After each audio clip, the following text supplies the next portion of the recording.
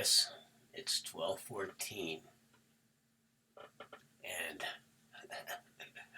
I'm feeling pretty clean, just like Martin Sheen, because we know that Charles ain't too clean. Hey guys, how's it going? Look, it's 12:15, and I'm definitely feeling like Martin Sheen because Charles ain't too clean, right? We got that one down.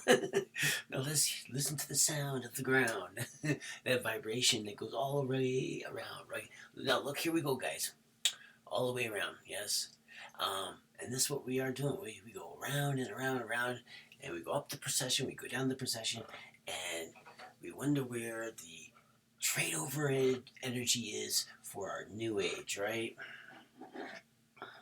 And that's what you got to do, right? If you're going to be a great astrologer, just like me, and if you're really going to know it all out, right? If you're really going to want to impress those girls at the party,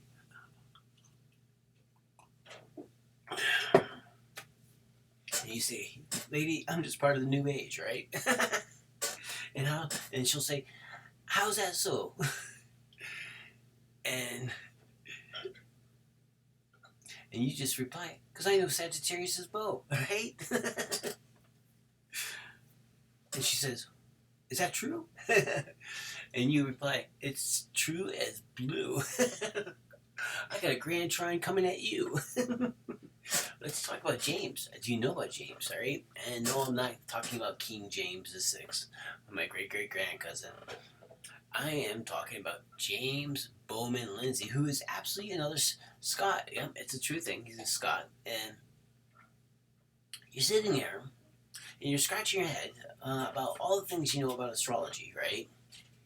And, yes, there's all kinds of lines in the zodiac, and there's all kinds of fixed stars, and there's all kinds of asteroids and, comets, and there's Chiron. But look, let's think about this. Why hasn't anyone said or pinned the cresting of the age? I don't know of anyone, right? In all honesty, maybe I haven't read all the astrology books, but I decided one day to say, if all these charts keep on coming up, if I keep on using this material eye to look for things, and if I'm praying to the cosmos to show me things, and the reflection back of the individual is still going to marry up to my chart like a partner, right? Because that's what most astrologers are showing you. They're showing you either a partner that is sharing your time, or that's what it is. When you look into your billfold, or if you have wheels underneath your feet when you're driving down the road, there's some kind of partnership happening, right? We all got like jobs to do, right? So let's talk about the individual that absolutely positively lit the fuse. The person that absolutely positively lit the fuse to the Age of Aquarius that I know, right? There's only one guy, right? There's only one guy. And there's a whole bunch of people contributing, right? But there's that one guy, this guy named James Bowman Lindsay. And here we go. And he's born on September 8th. He's a Virgo. Virgos are like mechanics, machinists. They're analysts. They have that, Mercurian energy to them. And this is his chart. This is his chart that we have here. I'm going to zoom it up here for you. How much larger can we make it? Okay, here we go. These are his charts. These are his planets. Look at that Venus at 26 degrees Libra, right? 26 just doesn't want to stay away from me. And then you got to check this out. His sign looks like he's a Virgo at 15 degrees, which would be basically, what would that be doing? Here we go. Check this out. I'm not kidding about this at all. His sign would be conjunct my natal Venus, sextile It would be conjunct my natal Venus. He'd be actually, his sun would be in between my natal Venus and my Pluto while it is sextile. What? My Mercury in Gemini in Cancer, right? So look at that. Look at how close. And then we gotta then his moon is not only trine my natal Venus, but it's opposed my Mercury as well. And then we look at his Mercury. Look at his Mercury. His Mercury is at 20 degrees, which would be conjunct both my Pluto and my Uranus, right? Holy cow. I'm not a sow. I'm absolutely working it here. Now look here. Mars would be at 15 degrees Virgo, or 18 degrees Virgo. Mars would be at 18 degrees Virgo, right? That would still be conjunct my Pluto and my Uranus, right? And then we have this Jupiter at 28 degrees Gemini. His Jupiter would be 28 degrees Gemini. That would be absolutely positively square my moon. And then his Saturn would be conjunct my Sun and my Jupiter. And his Uranus would absolutely positively be conjunct my natal Uranus, right? Holy cow. And then his Scorpio, his Neptune in Scorpio would be still it would be, his Neptune in Scorpio would be trine, it would be sextile my Venus and trine my Mercury, right? And his Pluto would be trine my Mars. And his node would be trine my Venus, oppose my Mercury.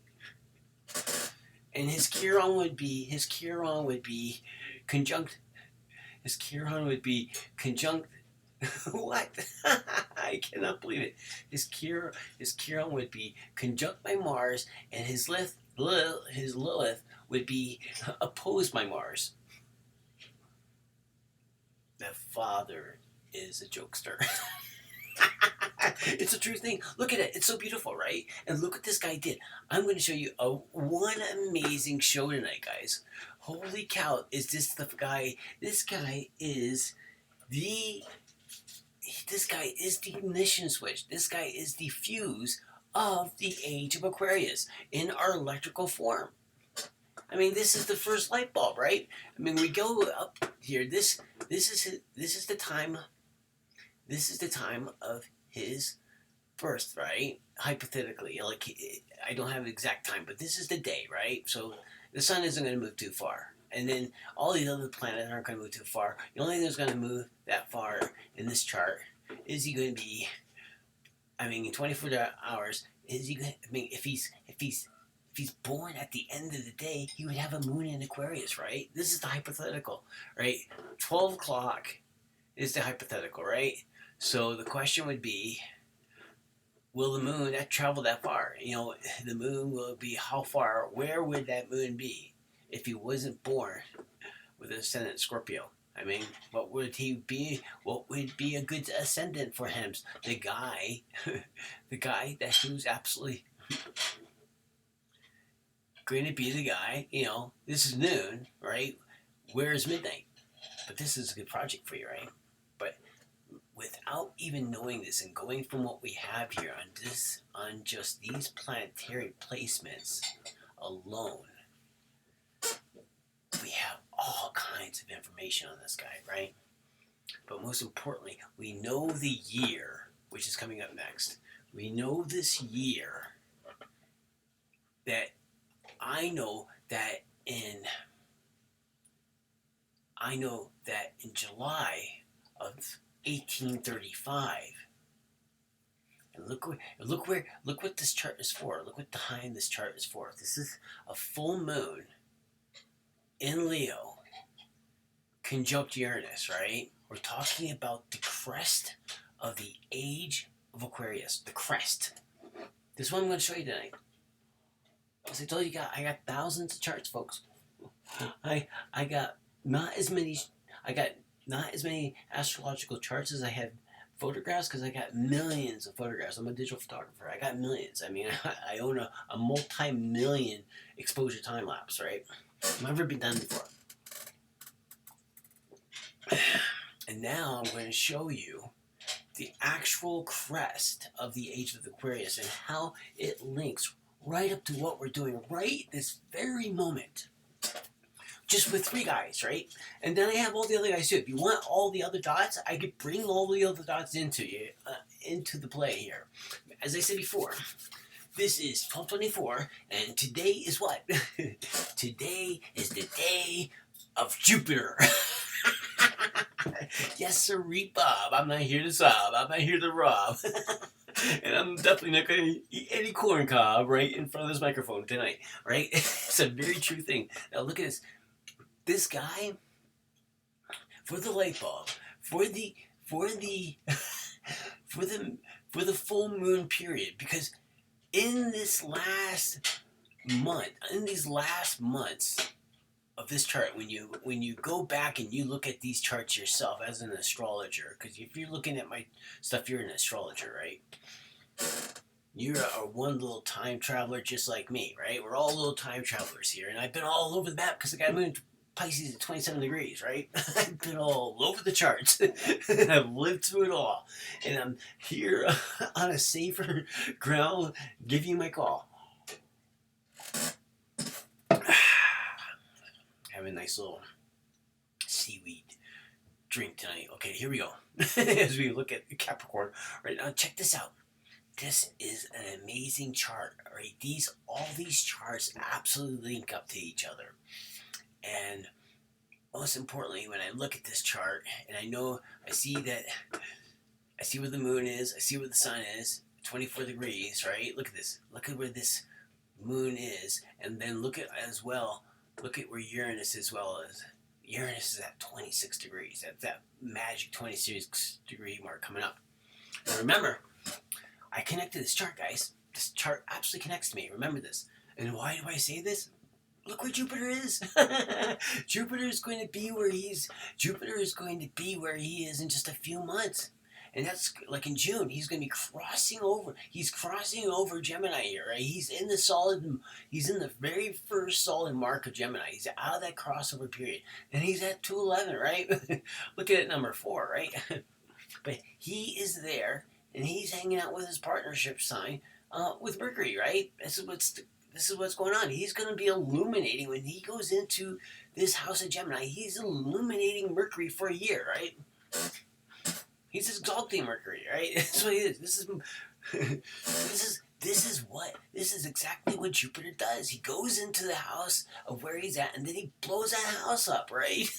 He expands on the house. Look what he's doing in Taurus, and this is what really is getting me going over looking at these charts right now, because Jupiter is on his way. I mean, in just a few days, he is getting ready to open up his throttle, and he's getting ready to catch up with Uranus, right? Because he likes to lap them all, right? He's Jupiter.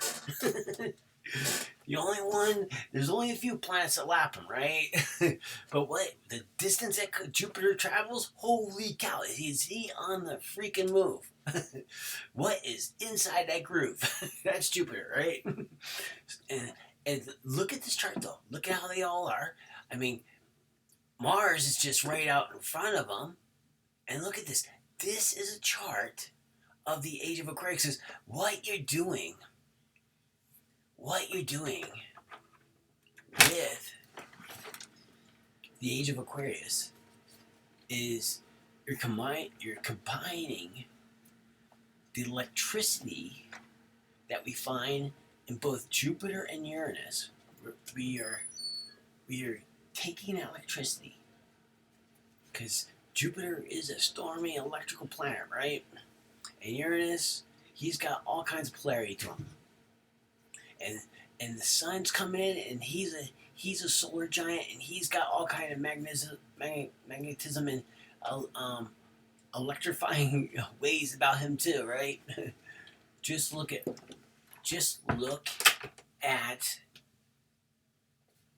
Mick Jagger on stage, right? Because I mean, he's a Leo, 26 degrees, right? Or yeah, he's a Leo at 2 degrees. You know, that's what Mick Jagger is, right? Born on 26. Or look at Jason Statham. He's born on the 26th. You gotta think about that fire, right? You gotta think about that sun. And all of his, coronal mass injection, yeah. Coronal mass injections, right? solar storms, right? That's what Jason does. I mean, that's what Mick Jagger does. And look at I mean, because those two are right there, right? And this is the degrees what we're actually looking at here. Okay, when we look at the sun here in this last decant, because we're talking all about Sun and Uranus hanging out with Venus and what Saturn in this part of Aquarius. So you got that there.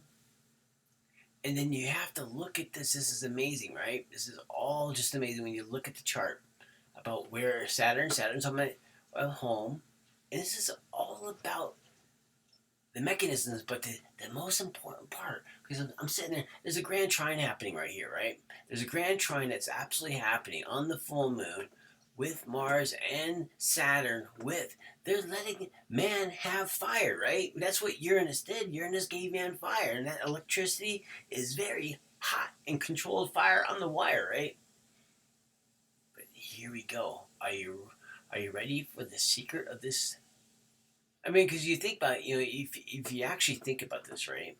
If you look at Uranus, you look at the sun's rulerships and everything like this, because the sun's hot and Uranus is cold. Like there's a positive and a negative, right?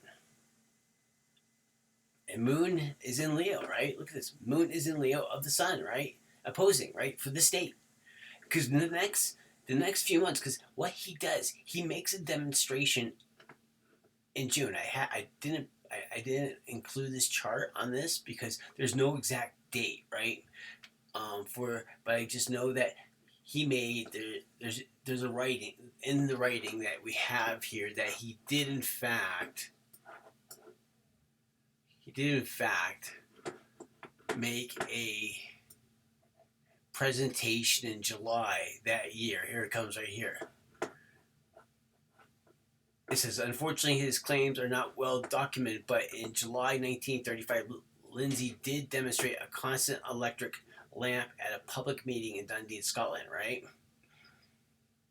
He could read a book at a distance of 1.5 feet. However, he did little to establish a claim or to develop the device, okay?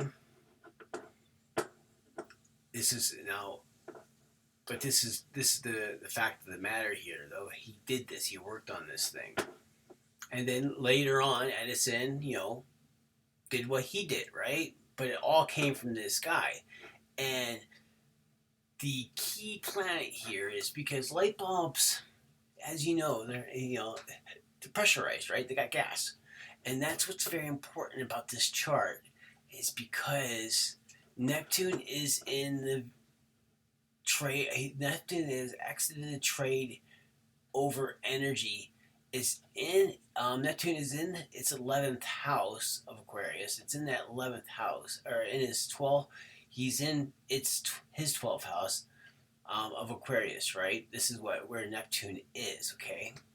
And he's sitting at 2 degrees, and he's opposing. He's actually opposing my natal sun, right? That's what Neptune's doing in this chart.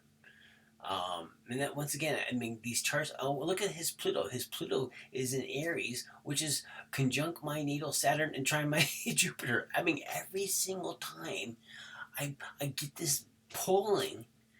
I mean, I know that I'm this much of a channel, right? I'm not even kidding about it. Because it keeps on happening every single time. I'm going to keep improving this to you, right? Now look at this. But this is the full moon. Before he does his presentation in July, right?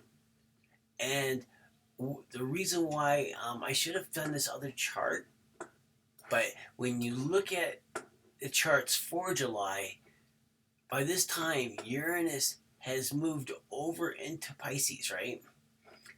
He's spent, all this time in Aquarius, and at the end of Aquarius, of this time period, we are getting a light bulb, right?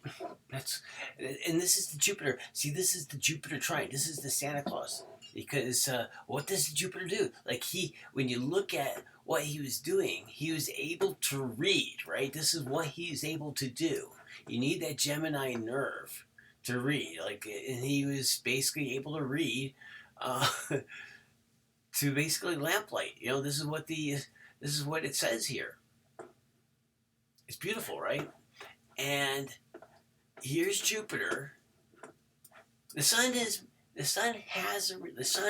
the Earth and Uranus have a special relationship, right? The sun passes Uranus and he flips him over, right? This is what he does.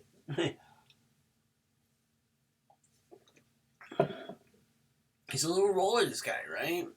And then what we do here, when we look at this, this will bring us to our next chart, because you have to understand, by the time the sun moves all the way over here to Leo, Jupiter is like into Cancer, right? He's just cruising, right?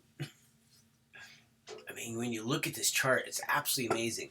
Now, as I said, I've done all kinds of homework, guys, and I'm giving it to you because, I mean, we are raising the bar right now. The whole entire astrological bar is being raised this month.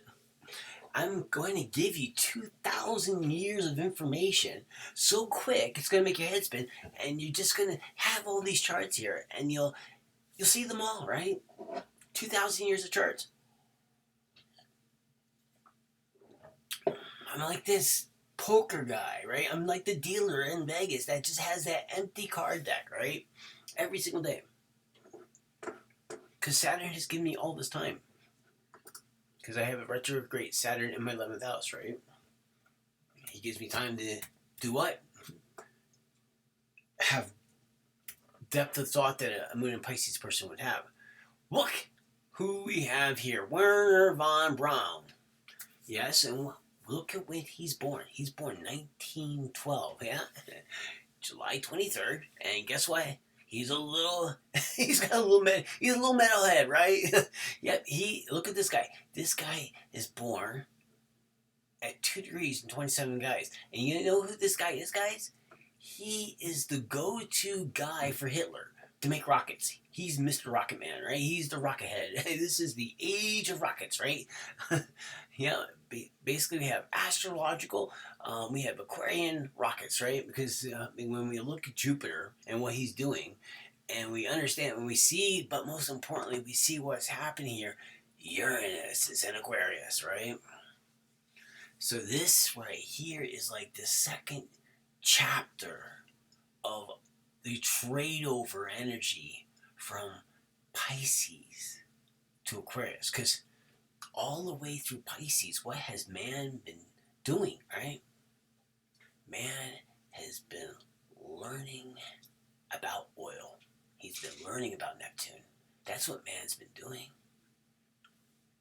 And Uranus just basically gives man the enlightenment from time to time, like every time he travels to Aquarius.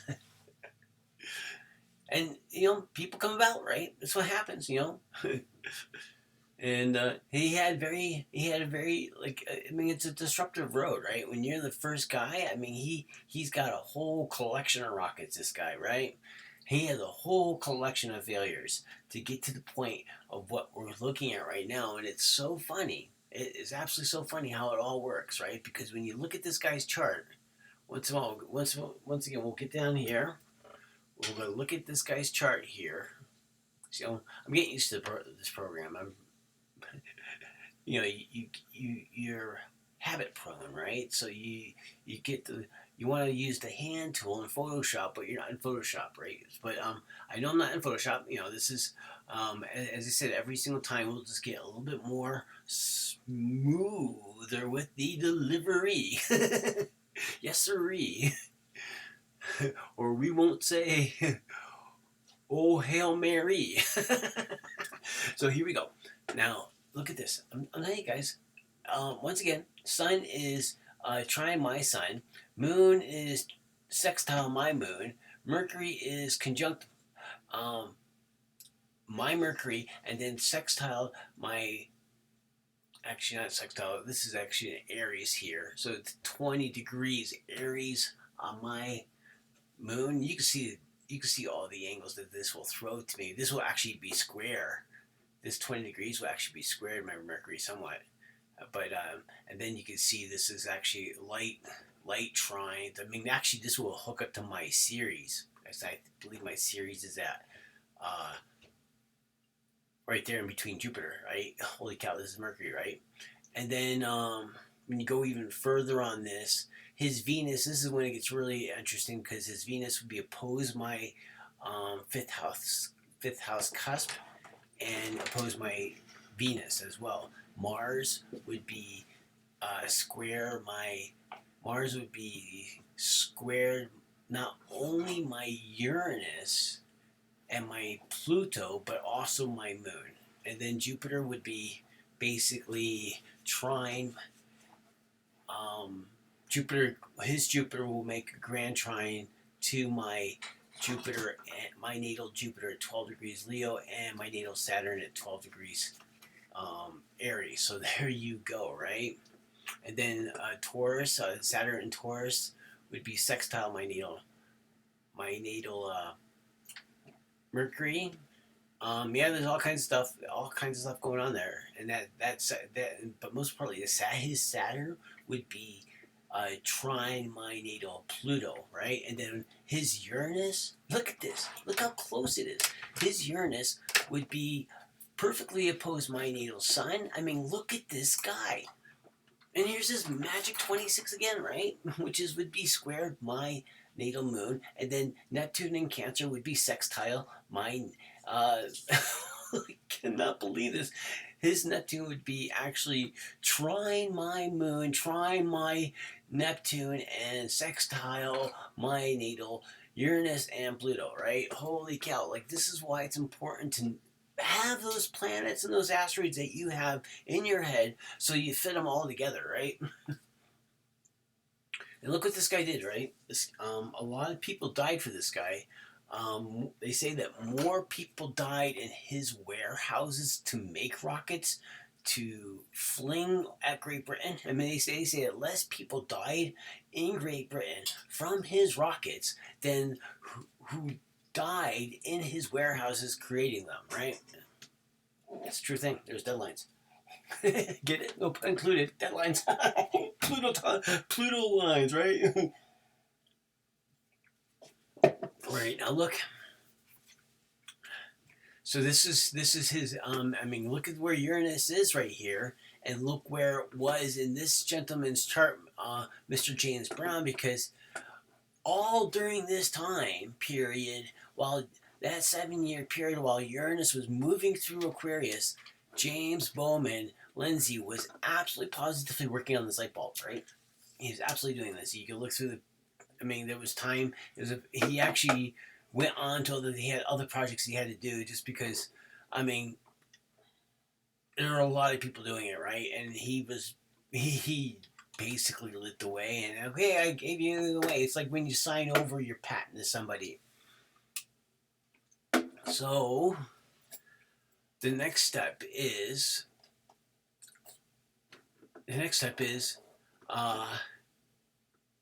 when we look at all this, we look at the next significant adventure that was marked in our cresting of the Age of Aquarius history, right?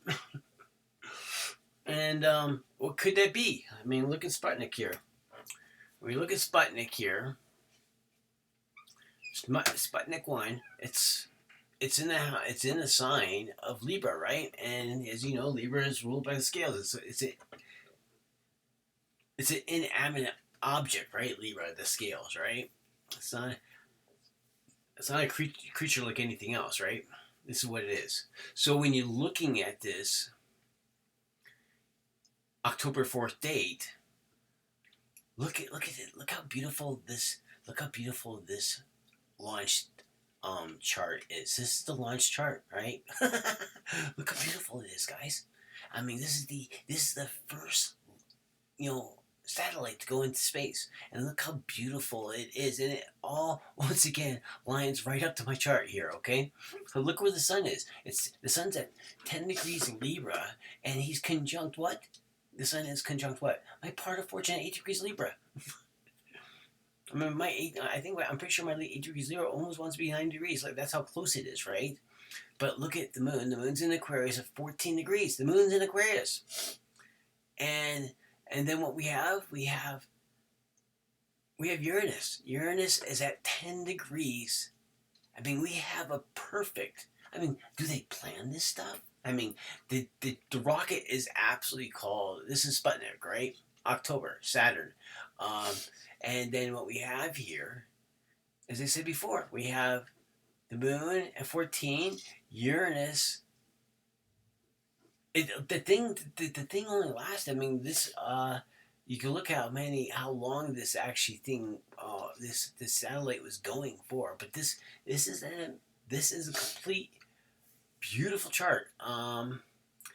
The other thing that we have to look at here. Oh, I have to get into this on this other one. On this other chart, I'll show you this. But we have a Neptune in Scorpio at 1 degree, and then we have a Pluto in Virgo at 1 degree. It's absolutely crazy, right?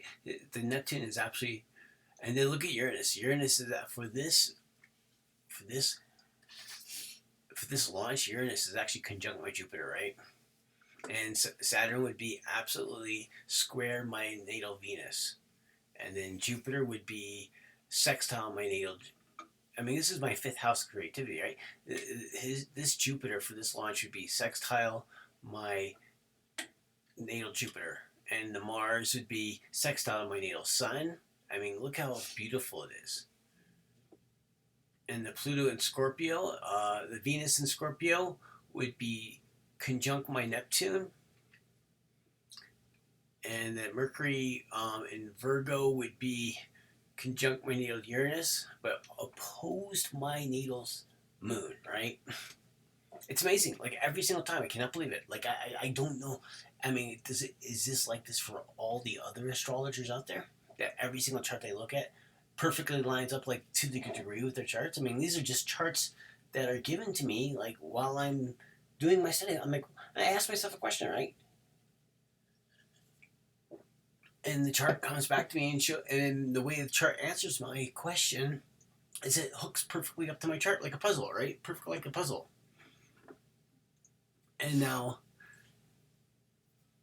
let's look over here looking at Sputnik. Now let's go back to Juan von Braun, right? Because he launched all kinds of rockets, but his big job, he got inherited from the Germans. After, with his work for the Germans, when that war was over, he just went to work. He went directly to work, right? For who? He went to work for the U.S., doing the same thing, but making it better, right? So when we go over here, this is his chart right here, okay? And the thing about his chart, as I said before, what's important about this chart with Uranus, okay? Look at where Uranus is at. This is the magic. This is the cat's magic, okay?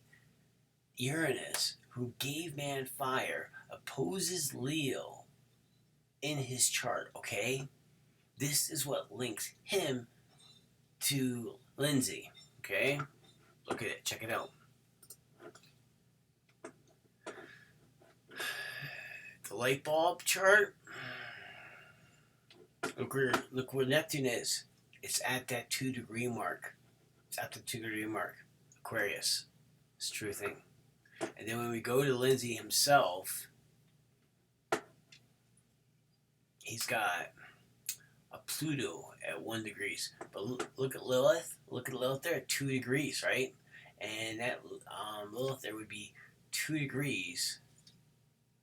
And then you get the Saturn there as well. The Saturn at Leo as well, right?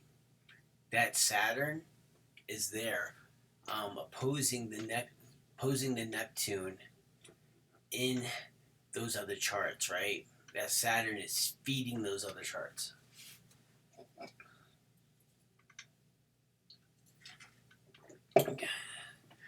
So a lot of forced air in the winter. I gotta keep on drinking or I will dry out and start coughing, what have you. It's eggnog week is over, guys. So I might not be as giggly tonight. and I might be a little more sober because I'm just not. I'm very focused at what I'm doing here. I have a whack of charts to unload here. So when we look at the launch here, let's look at the launch. This is Von Braun right here, and he's the father. In all honesty, guys, to be quite honest with you, every rocket head out there, every metalhead, mistletoe kissing rocketeer out there, I could hook them right up to Von Braun's chart. Let's talk about like people like Elon Musk, right? Or let's talk about Kim over in North Korea. Anyone who is just nationally known to love their rockets, I can absolutely hook them up right up to this chart, right? I guarantee it. They all connected this guy. I've done the homework. I just haven't, I didn't want to waste your time and bring all these charts. It gets very cumbersome, to constantly show all these people that connect to one guy, right? It's like how Dean Rudier says in his astrological houses, the experiences of the individual. That book, what it says there, how we stand up like trees and we cross our arms and all of us are one at the center, right? So here we go. I mean, that's why I'm delivering this work right now, is because all things are one at the center, right? And I'm a North Node Taurus. I'm a North Node Taurus in the 12th house, and I know the only way I can forgive myself and others is to do the right thing, right? To pick up the sword, do all my chores. Okay, so here we go. Saturn 1, right? Good old Saturn. Mr. Sickle. Here we go. And look at this. This is the launch, right? This is a beautiful, another beautiful chart for launch. Because look at on the ascendant. We got Sagittarius, the rocket, right? Here's the rocket. Sagittarius, 19 degrees. 19 degrees. He's just on that. He's in that. The ascendant is in that trade over period, right? Because Leo, and then Leo right here, then Leo Sagittarius. Look at Leo Sagittarius. And then trade over to Leo Mars, right? Which would be Leo Aries. I'm sorry. A little Freudian slip there. And then Mercury's still retrograde somewhat. And it's my ruling planet. So, you always blame my Mercury. If you want to blame anything, blame my Mercury. Did Giant's Mercury go retrograde? And we know it's one of his ruling planets. Okay, so here we go. Saturn and Jupiter. Look at this. Look. I told you it'd be, intertwining. Jupiter and Saturn are there, right? Jupiter's coming. Jupiter passed Saturn, right? He's past Saturn, and this is the maiden voyage, right? Jupiter is past Saturn, and he's traveling, right? Launch pad was built, all the foundation, his foundation of work, right? And when you look at this transit compared to him, look where the sun is. He's in Aries, right? Look what the sun is. He's in Aries at 2 degrees. Look at the Scorpio is at 3 degrees. I'm pretty sure, that Scorpio is beautiful, right? And, that Scorpio sun is right there, 3 degrees. And that's the Mars, right? It's the Mars and the Pluto. Not the Plato, but the Pluto. And then Neptune, look at Neptune is there too. I mean, and you look at the launch, there was actually a lot going on with the gas and everything like this. But look at this. Look at these planetary placements, and they all hook up to my chart. Most of these will hook up right up to these planets right here. His Mars, the launch of this rocket, 17 degrees, that will be conjunct my Neptune, and Neptune is gas, right? But you look at this, and it's underworld stuff, right? You got Pluto. Pluto. You got to think about that plutonium power, and then Pluto is actually in Virgo. Pluto is conjunct my Venus, right? Neptune would be, not too far away from my Mars, right? It's about 7 degrees. But that his Neptune, this once again, his Neptune would be sextile my Venus, right? You can look at this, but when you're looking at this chart here, there's a trine to Uranus, right? There is absolutely a trine to Uranus going on here. Oh, that's not trine. It's like an inconjunct or something. Leo, Capricorn, almost an up. It's working out. Yeah, it's like an inconjunct. There's an inconjunct there. So even though these inconjuncts aren't important, but they do show up in events like this, right? There is a connect. There is some sort of. It's like green means go, go, go, go. You're getting ready to go into Aquarius, right? This is it. And look what these. Look at this. This is these events are this cresting period. These charts are marking this and our activities of this cresting moment because you can see how Jupiter and Saturn are, right? I mean, Jupiter is moving into Aquarius, right? You know, and the next day you'd be in Aquarius, right? Or the next day and a half or something like this. But he's into that trade over period. The rocket traded over the horizon, right? Went over the horizon. Yep, it looks good, guys. I mean, I just wanted to show you this. And the other thing, once again, with this Jupiter right here in that trade over period, go back and remind yourself of this observation of his Uranus. This is his personal chart. His Uranus, right there. That would be, you can see that, right? This is his Uranus, 2 degrees. And then you could think about how he felt, right? Because Jupiter is coming through here. This is the rocket transfer. So 3 days afterwards, Jupiter would absolutely perfectly be conjunct that point of Aquarius where his Uranus was when he was born, right? Cresting of Aquarius, guys. It's right there. You got the whole thing. I'm gonna let you go. I hope you had a great time with this. Let's we could look at the. This is the sheet right here of it, Saturn 1. It goes into the preparations and everything like this. It shows that they had some. There was only a 1 hour delay in the preparation. I mean, in its actual flight. But yeah, it's big time, right? Look at auction. It was yeah, as I said, there was some stuff here. Despite a couple of delays due to bad weather, and if you look at a couple of delays due to bad weather, it says that I think it was only an hour late on launch. When you look at the couple of delays with the weather, we can think about that. Where do you want to? What would you want to look at that for that? Because this is the launch right here. It was an hour late at something like this. It wasn't that much. The moon would have been 21 degrees, and then Saturn would be the ink with the moon being Gemini. And Jupiter and Saturn, the way they are, that would probably be that inconjunct time period, right? But when the moon's there, I mean, look at the moon. I mean, the moon is at 21 degrees Gemini, right?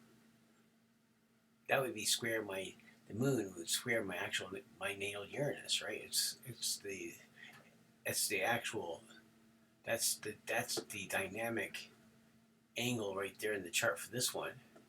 But when you look up here to this right here, for you looking at the weather, because the moon would be like the weather, right? They say storms are ruled by Jupiter, and then you can see they basically, if storms ruled by Jupiter and Gemini, the weather. I mean, the air sign is the wind, right? So if it's kind of windy or something, if it's too windy, the weather, there you go, right? Just so you know that part. But it's good to know. These pages are right here. I mean, it's very easy. Wikipedia, I do donate I donate like $2 a month to Wikipedia, right?